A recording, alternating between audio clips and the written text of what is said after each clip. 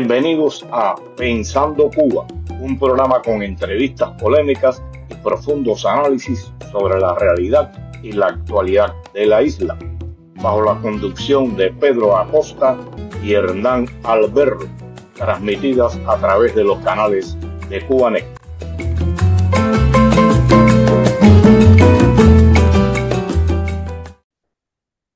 Muy buenos días tengan todos y bienvenidos a esta nueva emisión de Pensando Cuba.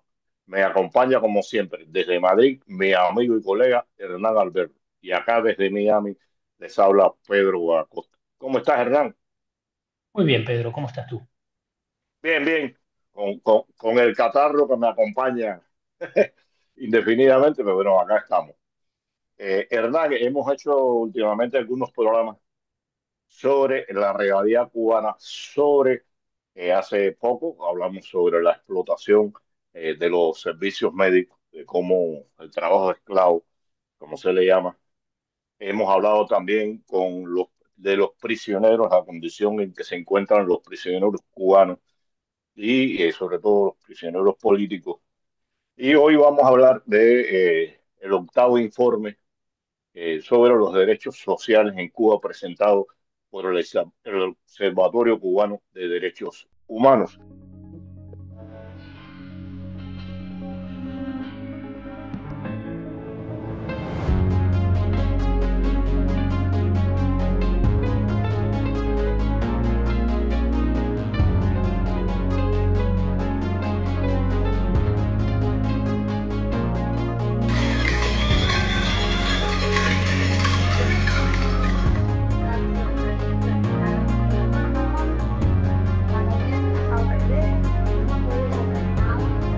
Que no tenemos nada. ¿Y qué yo como? ¿Dan algo para comer? No hay nada. No te dan azúcar, no hay nada. Estamos pasando un hambre grande. No tengo el sustento ni del Estado. Lo único que yo recibo es la limosna que me paga. Que en la vida se había visto un gobierno como este. Esto está hundido ya. Claro, los medicamentos son muy caros de conseguir, como si fuera en la calle. En la farmacia no hay nada, en el hospital no hay nada.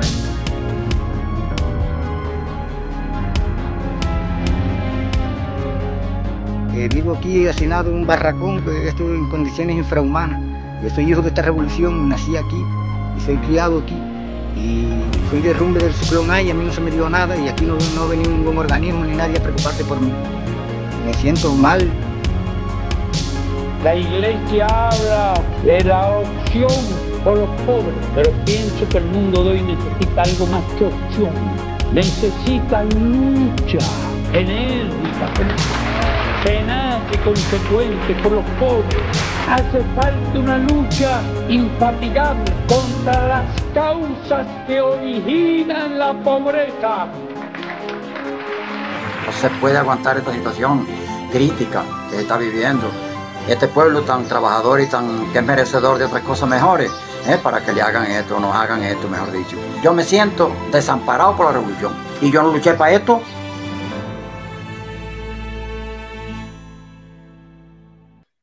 Es impresionante cuando mira uno de estos números. Ya van 8 años de trabajo sobre este tema y de un año a otro las condiciones van empeorando, la situación de los derechos humanos, aunque se está hablando en este caso de derechos sociales de los cubanos, van a peor.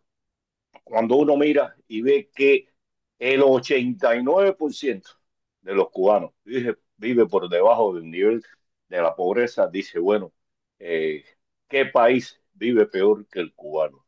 Al cubano que se le prometió un país desarrollado, incluso Fidel llegó a decir que íbamos a tener un nivel de vida superior al de Estados Unidos. De mentira en mentira, de fracaso en fracaso.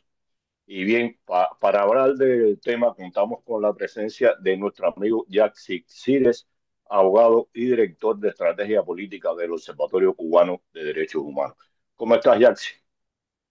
Hola, pues nada, es un gusto estar con ustedes. Yo creo que se ha vuelto ya una costumbre que en uno de de los primeros lugares o de los primeros espacios donde presentamos siempre el informe es aquí con ustedes, lo cual me llena de alegría y de agradecimiento hacia ustedes.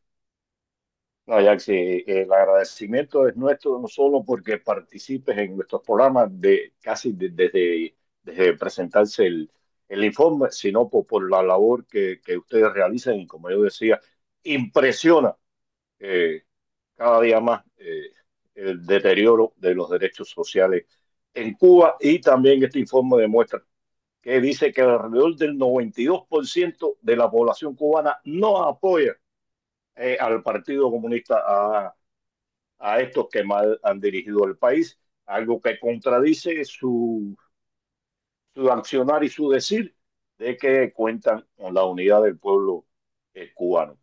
Yaxis, un poco cómo se conforma este informe antes de entrar ya a hablar de los datos. Es bueno que la gente sepa el trabajo que imagino y estoy convencido pasan ustedes para poder elaborar este tipo de informes. Bueno, este informe, como los anteriores, sigue una metodología que la hemos seguido, perdone la redundancia, pero desde el principio, que es un reporte o informe basado en información obtenida en el terreno.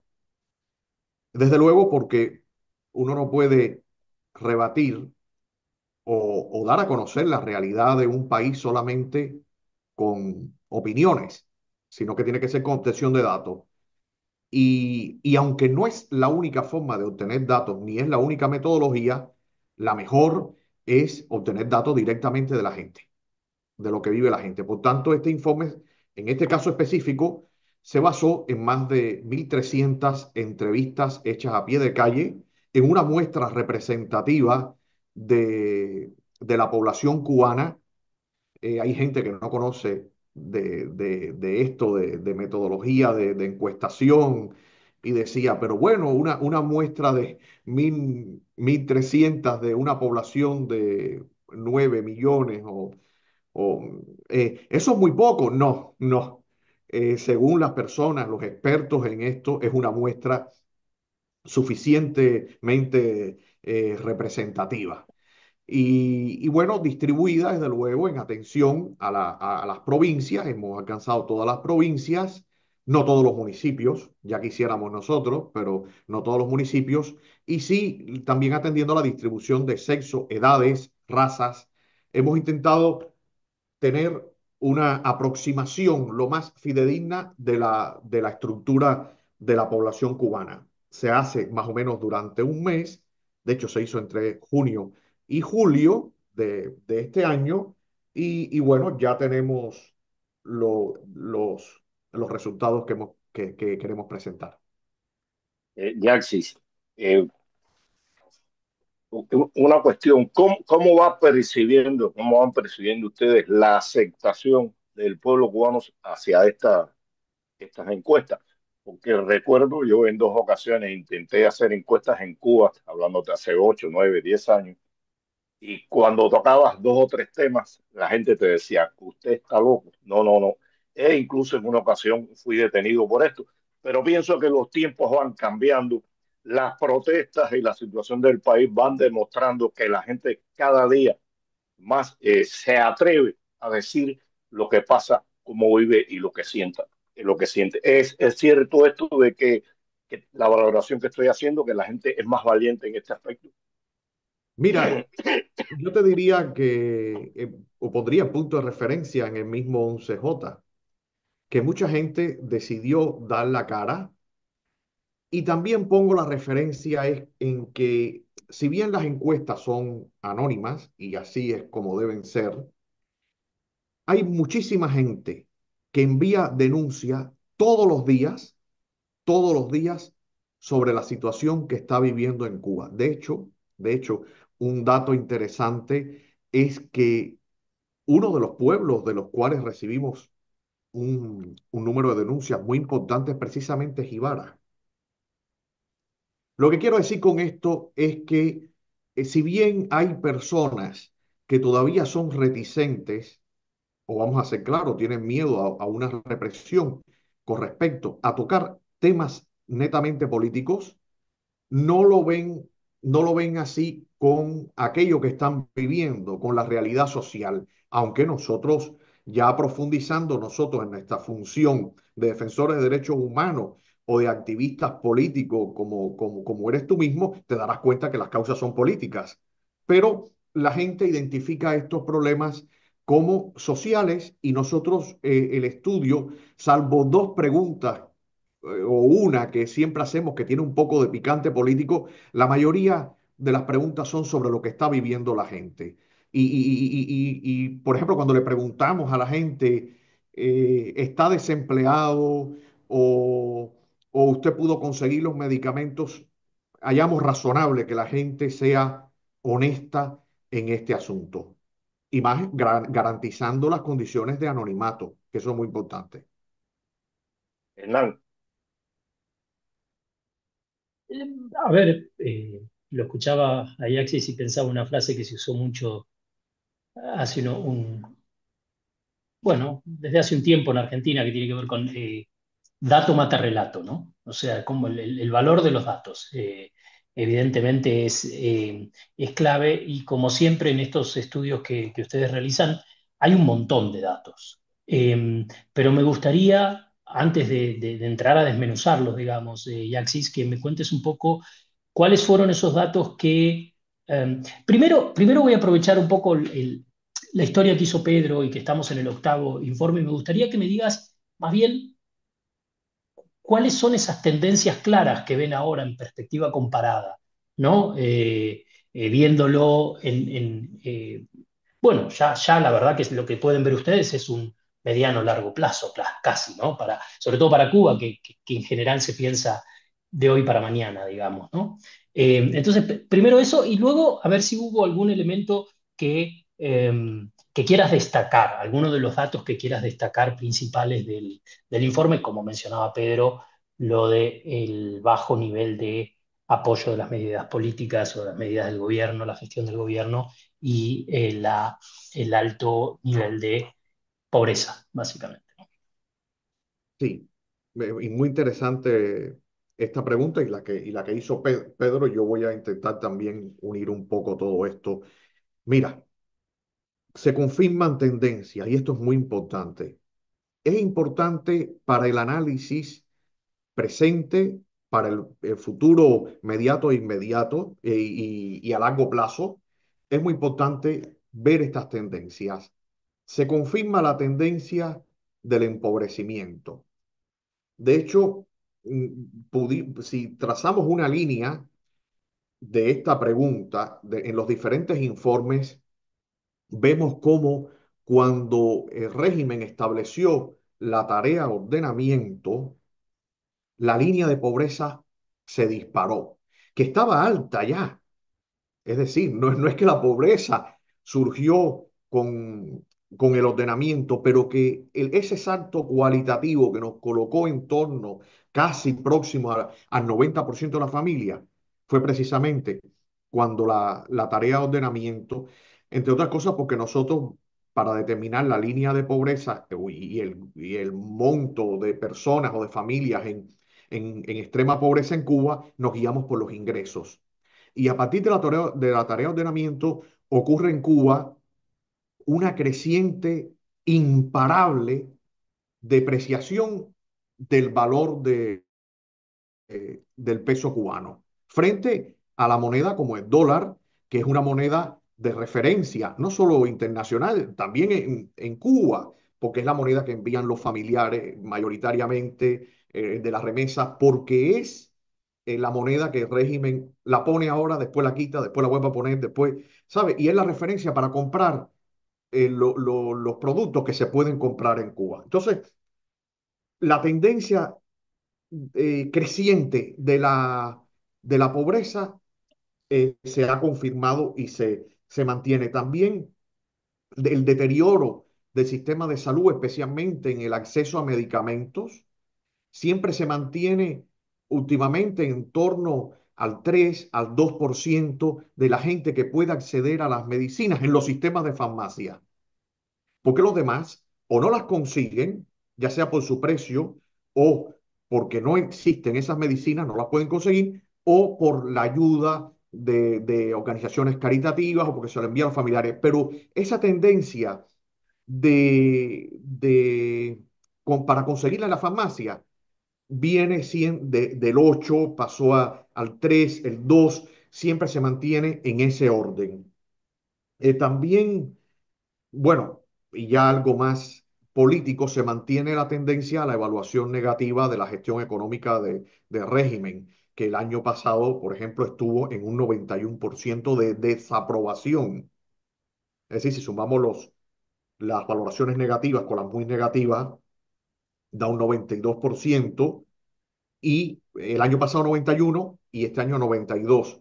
Y en contraposición a eso, la valoración positiva está en torno al 4 y al 5%. Esa es una tendencia que también se consolida. Otra tendencia que y es un enemigo silencioso, porque es raro, Hernán y Pedro, que en muchos países, incluso países a los que llegan los cubanos, se habla mucho del desempleo. Me lo confirmarán quien vive en España, quien vive en otros países de Latinoamérica, en Estados Unidos. Sin embargo, no se habla del desempleo en Cuba. Es rarísimo. Ni siquiera a veces las fuerzas independientes, vamos a decir, o de oposición, hablan del desempleo. Y el desempleo en Cuba confirmado, y ese que la gente declara, está en torno al 12%. Es fuerte, es fuerte. Ahora, esos son datos que se van confirmando. 7 de cada 10 cubanos tiene que dejar de hacer alguna de las comidas diarias. Eso también se confirma. Pero hay una lectura política que quiero hacer. Cada vez que preguntamos cuál es el sector más afectado desde que comenzó la encuesta, los adultos mayores, los ancianos. Eso lo preguntamos en cuanto a la percepción. Pero después cuando analizamos los datos, es decir, analizamos el deterioro de la vivienda, el problema del agua, el problema de quiénes son los que menos remesas reciben, y lo vemos contra las edades, las franjas de edades, los adultos mayores son los que más datos negativos recogen. Es decir, son los que más viven en vivienda con peligro de derrumbe, son los que menos remesas reciben. Si 7 de cada 10 cubanos no pueden hacer las 3 comidas diarias, en el caso de los adultos mayores llega a 8 de cada 10. Si la pobreza está en 89% de la población, en los adultos mayores está por encima del 90%. Es decir, los datos corroboran la percepción de que son los que peor la están pasando. Y los más críticos, para terminar, los más críticos con el régimen en su valoración es la gente joven. La gente joven, especialmente, por ejemplo, si la media de aprobación estaba en torno al 5%, aprobación del régimen, en los jóvenes está en torno al 3%. O sea, siempre los jóvenes son los que van en la delantera en el rechazo a la situación actual. Mira, un dato que reafirma la situación de pobreza del adulto mayor es que en Cuba hay un 12% de desempleo, que eso es bestial. Y sin embargo, hay un 14% de adultos mayores de 70 años que se mantiene trabajando.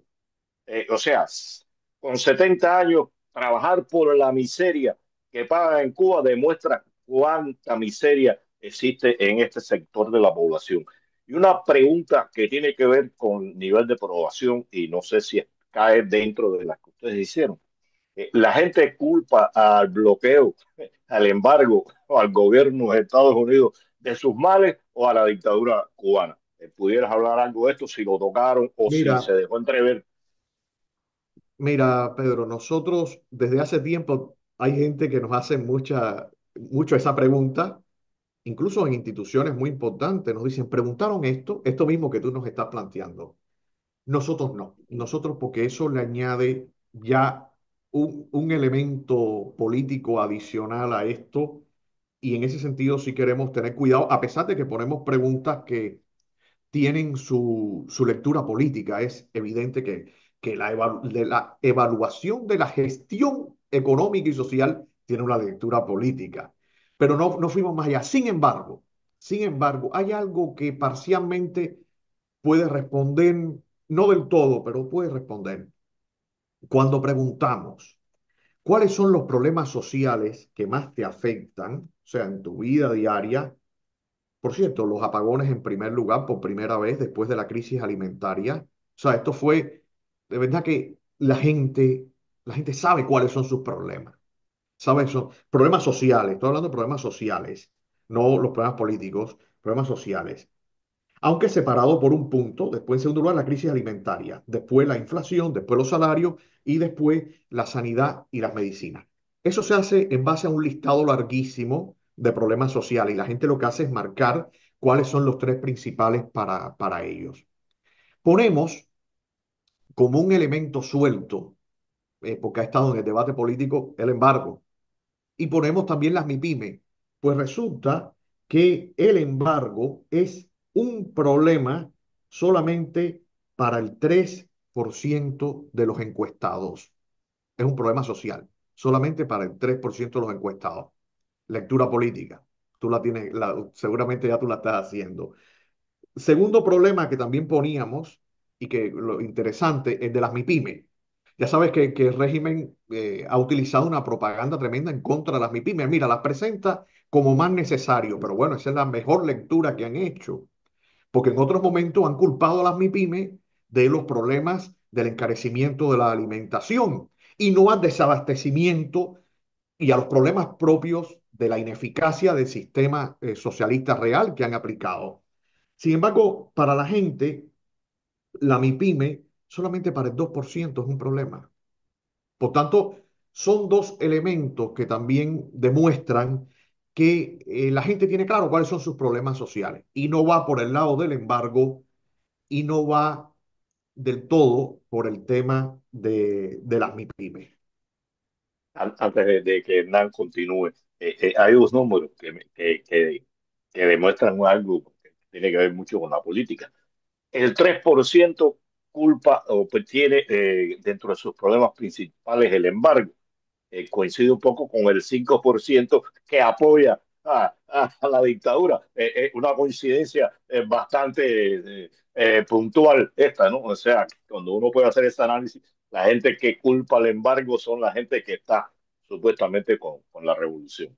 Sí, mira, tú has dado un punto muy interesante y eso para alguien estudioso, analista político como tú, pero también estudioso como Hernán, es coger los 8 informes, fíjate, los 8 informes, y también para los queridos televidentes o las personas que nos están viendo, tomar los 8 informes, al menos una o dos preguntas de esos informes permiten lecturas como esa que tú has hecho, ¿sabes? Y te vas a dar cuenta de una cuestión, por ejemplo, el año pasado hicimos una pregunta que era sobre en qué modelo usted se fijaría para salir de la crisis económica y social que hay en Cuba. Busca, busca cuántos dijeron que el modelo actual cubano o cuántos dijeron el modelo ruso o el modelo chino. ¿Dónde estuvieron las preferencias de la gente? Ahora mismo, ¿para dónde prefiere emigrar la gente? ¿Cuántos prefieren? Entonces, yo creo que hay una serie de datos en los 8 estudios, siempre son uno, dos, tres, que te permitirán a ti ir haciendo, teniendo una idea, fíjate, de cuánta gente está apoyando hoy al régimen cubano. Y me atrevo a decir que eso debe estar entre el 5 y el 10% de la población. Hay gente que dirá, no, que cero. No, no, no, vamos a ver, en esto hay que ser serio y si un 5% de la gente aprueba la gestión económica y social, no, cero no. Pero yo creo, y ya, pero hay que hacer ese ejercicio, es un reto que le dejo quizás a alguien de los que nos están viendo también quiera hacerlo. Establecer ese marco, esa horquilla de cuál es el apoyo al sistema actual en Cuba. ¿Has dado una idea, Pedro? A ver, es que de hecho creo que todos nos hacemos esa misma pregunta un poco, ¿no? Y que obviamente este estudio no puede responder porque no es el objetivo, ¿no? Es más bien lo que puede intentar responder un teórico, un analista, ¿no? Que tiene que ver con cómo puede sostenerse, ¿no? La típica pregunta de cómo puede sostenerse una población, primero que está 89% bajo la línea de pobreza. Y aparte un elemento que tú explicabas en la presentación y me gustaría que la, que la detalles ahora también, que tiene que ver con cómo miden eh, la pobreza, ¿no? Cómo los indicadores que utilizan según el Banco Mundial y demás, que por lo que contabas, ustedes incluso están utilizando eh, referencias antiguas, ¿no? Porque si no sería aún peor el número. Claro. Mira, nosotros para el análisis de la pobreza estudiamos los ingresos o los preguntamos los ingresos totales de un hogar. Los ingresos totales, le preguntamos a la persona, mire, marque usted en qué tramo se encuentran los ingresos de su hogar.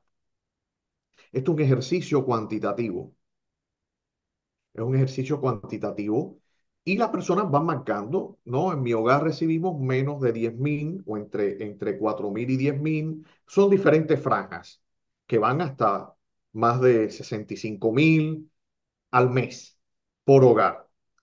Bien, dice Moneda el cubana. Banco, claro, bueno, y en peso cubano, moneda cubana, sí. Dice el Banco Mundial que una persona que vive con menos de 1,90, eso lo dije en 2015, ya eso no está vigente, lo hemos mantenido congelado.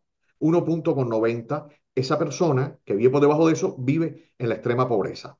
Nosotros tenemos una media de 3 personas por hogar en Cuba. Hay gente que ha calculado para 6 personas, pero no. Incluso yo cuando los vecinos, me fijaba en los vecinos míos, la media siempre era 3 personas, 4 por hogar. Hay lugares donde sí hay mucho hacinamiento por el tema de la vivienda, pero 3 personas por hogar. Bien, 3 personas por hogar tendrían que ingresar el equivalente a $171 para estar por encima, o sea, más de 171 para estar por encima del umbral de la pobreza. Bueno, pues eso, los pesos cubanos que nos declararon los transformamos en dólares, utilizando la mediana de los últimos 6 meses y nos daban 355 pesos cubanos por cada dólar. Es un poco enredado, pero bueno, es la forma que tenemos para transformar los pesos cubanos que nos declararon en dólares. Y no, de hecho, no tomamos los valores de los últimos días, porque si tomamos los valores de los últimos días, brutal. Es brutal. Entonces tomamos una mediana de los últimos 6 meses en 355. Y eso da en torno a, creo que 60.000 pesos cubanos más o menos. Bueno, pues el Sí. 89% está por debajo de esos 60.700, 60.000 pesos cubanos. Así es como hallamos la pobreza. Ahora, puede haber algún economista o alguien que nos diga, bueno, pero es que no han tenido en cuenta otros elementos. Bueno, pero son otros elementos que cada vez tienen menos incidencia. Por ejemplo, tienen poca incidencia los subsidios, porque cada vez hay menos subsidios. Tienen poca incidencia los servicios públicos. ¿Vas a ponerle un valor a los servicios públicos? Bueno, pero es que si los servicios públicos hoy están que restan, hoy están que restan la luz, pero si hay pueblos que llevan 3 días sin electricidad. En fin, la tarjeta cada vez tiene menos cruces, la tarjeta de racionamiento. Y también hay poca transparencia en cuanto al costo real de estos servicios. Por tanto, nos fuimos a la variable que son los ingresos totales del hogar. Y bueno, también hay otras referencias, estudios que han hecho otra gente, cuánto necesita para comer solamente un hogar de 2 personas, uno de 3. Esas que las hemos puesto, hemos querido ser ecuménicos en esto y poner algunas referencias en el mismo estudio. Eh, Hay algo que estaba mirando acá, ¿no? A pesar de la intensa propaganda contra el capitalismo revuelto y brutal contra los Estados Unidos, cuando uno mira la intención de emigrar, que se dice que este informe dio como un 78% de los cubanos pretende hacerlo o conoce a alguien que quiere hacerlo. Eso es brutal también. Ese número es brutal. Y también señalando, como dice el informe, que hay las personas mayores son las que menos quieren emigrar.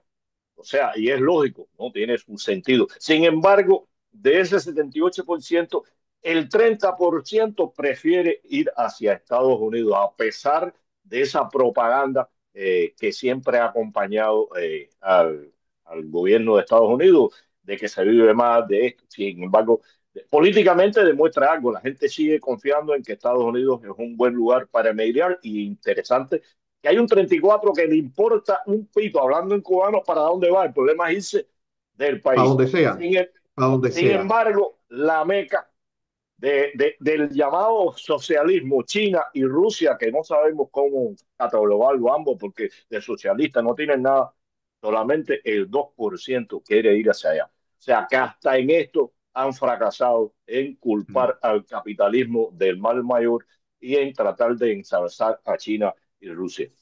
Hay déjame complementar esto que estás diciendo y perdonen que vaya al informe del año pasado. No me molesta, no debería hacerlo, pero creo que todo esto aporta. Preguntamos el año pasado en qué modelo o país deberíamos fijarnos para salir de la situación actual. Esto lo traigo aquí a la mesa para ver la coherencia de todos los datos. El modelo de Estados Unidos, 53%. El modelo de España o de Europa, 21%. Vayamos viendo también la intención de emigrar. Hay una coherencia en esto. Otro modelo, 6%. Modelo chino, 5%. Modelo de Rusia, 3%. Modelo cubano actual, 3%. Después no sabe, no contesta, en torno al 8%. Por tanto, lo que te quiero decir es que hay una coherencia en los datos. Uno va viendo una línea histórica de una preferencia por un modelo, diría yo, de economía liberal y democrático, visto en Estados Unidos. En segundo lugar, un modelo de economía liberal y democrático de Europa, aunque quizás con mayores grados de bienestar social. Eso puede ser objeto de un debate. Y claro, China, Rusia, son muy pocos los que quieren emigrar allá y son muy pocos los que creen en el modelo de esos países como solución para los problemas de Cuba. Hay una frase, creo que es bíblica la frase, ¿no? El que tenga oídos para oír, que escuche, o el que tenga ojos para ver, que vea. ¿Sí? Y Axis, por mi parte, una última reflexión de tu parte, comentario, que tiene que ver con, digo, lo planteaba Pedro, lo planteabas tú. Tenemos bajísimo nivel de aceptación, acuerdo con las políticas gubernamentales, pero donde más alto se da, pareciera ser, en las poblaciones más fuertemente afectadas por la crisis económica, si se la puede llamar así, o por la situación económica, que son las de los adultos mayores, ¿no? Los que son mayores a 61 años. Al mismo tiempo tenemos, y esto se sabe, digo, los menos conformes son los jóvenes y son los que más se van. ¿Cómo solucionamos esto? Porque en un punto uno puede decir, bueno, es que lo que pasa es que se está quedando la gente que menos fuerza tiene, que menos resiliencia uno supone que tiene, que más conformismo quizás tenga, y entonces cómo resolvemos este entuerto. Yo creo que los obispos cubanos, en un mensaje que enviaron hace ya 2 o 3 meses, a propósito de jubileo, un poco marcaban la línea. Y es que el país necesita cambios, decía, sociales, económicos, pero también decía políticos y decía estructurales. Yo creo que, claro, yo puedo ser un poco más contundente. Yo creo que todo pasa por el cambio de un sistema totalitario de economía controlada, donde no se respetan los derechos humanos, a un sistema democrático de economía social de mercado, donde se respete la libertad económica, la propiedad privada, la seguridad jurídica, pero que también haya políticas para ocuparse de los más pobres. Quien diga que quiera hacer o quien proponga una transición o un cambio en Cuba que no tenga en cuenta esta realidad social del 89% de pobreza, que no tenga en cuenta que hay gente que no puede ya por sí mismo, por la destrucción que hay en ese país, entonces está de espaldas a la realidad. Entonces, el factor social también es muy importante. Pero bueno, ¿cómo se llega ahí? ¿Cómo se llega ahí? Yo sé que no es lo que me has preguntado, pero yo quiero ser directo. Yo creo que tanto Estados Unidos como la Unión Europea, como la comunidad de países democráticos, soy claro, porque hay gente de la cual no se puede esperar nada, y de la Unión Europea, en dependencia de países con clara vocación democrática que son conscientes de lo que está pasando en Cuba, yo creo que se debe impulsar, y también desde dentro de Cuba, o principalmente desde dentro de Cuba, se debe impulsar una consulta pública, es decir, un plebiscito vinculante, porque esta situación es insostenible, hasta el punto que si esto sucediera en un país democrático, el gobierno causante de esto o la realidad causante de esto ya no existiría. Estarían en su casa, Marrero en su casa o donde sea, Díaz-Canel y el otro y toda esta gente. Lo que pasa es que allí no hay esa salida política para la situación. Por tanto, yo creo que es el momento de que la voz sea devuelta al pueblo cubano. Algunos me dirán, qué ingenuo, lo que hay que hacer es esto, lo que hay que hacer lo otro. Bueno, yo reconozco mi dosis de ingenuidad y bueno, y aceptaré quien ponga sobre la mesa otras propuestas o otras formas de resolver este entuerto. En resumen, debería nacer o tomar fuerza, porque ya hay una propuesta sobre esto de Cuba Decide, de pasos de cambio, un poco heredera del proyecto Varela, y yo creo que debería surgir o resurgir un movimiento desde Cuba, pero con el apoyo internacional claro, con una agenda para un plebiscito en Cuba. Jackson, nos va quedando poco tiempo y bueno, quería recalcar algo, ¿no? Porque es para mí lo más terrible y es el 89% de pobreza. Y si ese 89% de pobreza tuviéramos en cuenta que el 37% de los cubanos reciben remesa, si quitamos esa remesa, la pobreza en Cuba pudiera llamarse que es casi absoluta. Algo que tú quieras destacar del informe, Yaxi, porque el tiempo nos marca, que tú consideres que es importante y que se nos ha quedado en el tintero. El tema da para largo, pero bueno, el tiempo nos marca. Bueno, Pedro, en respuesta a tu pregunta, hay dos cuestiones que me preocupan y las dos tienen unas consecuencias tanto para el presente, pero también para el futuro. El hecho, en primer lugar, de que 7 de cada 10 cubanos no puedan realizar las 3 comidas diarias, es decir, muchos nada más podrán hacer la comida o el almuerzo o la cena, pero no las otras diarias, es preocupante. Y eso que no estamos entrando en los estándares, porque puede ser que yo diga, yo como o yo almuerzo todos los días, pero lo que almuerzo sea un poquito de arroz y un tomate, ¿sabe? Entonces, Está lo claro. que eso me preocupa muchísimo. ¿Por qué? Porque hay estudios, incluso estudios relacionados con Cuba, que van demostrando que la desnutrición, por ejemplo, de las mujeres en el periodo de embarazo, o la desnutrición causada, por ejemplo, en los tiempos del periodo especial, tienen unas consecuencias posteriores para la vida de esas personas, incluso en términos de, no sé cómo decir, de cuestiones intelectuales.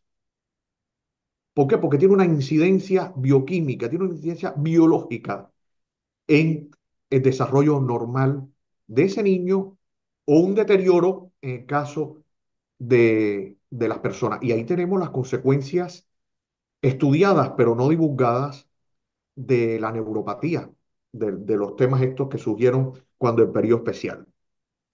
Esto es grave, porque esto es una cosa que se va arrastrando de generación en generación, de años en años, y es gravísimo. Y el segundo problema que algunos, claro, estos datos, perdón, cada uno se los toma a chiste el que quiera o se los toma en serio, pero que el 78% haya dicho que ellos mismos o que conocen a alguien que quiera irse es también gravísimo. Y yo de verdad que respeto, y más nosotros que estamos en el exilio, respeto el derecho de cada uno a emigrar. Eso es un derecho humano fundamental. Sin embargo, como país, o sea, ¿qué país es que el 78%, que el potencial migratorio, vamos a hablar claro, está en un 78%? Eso es gravísimo porque además transmite una desesperanza a la vez que es evidente que hay un vaciamiento de país.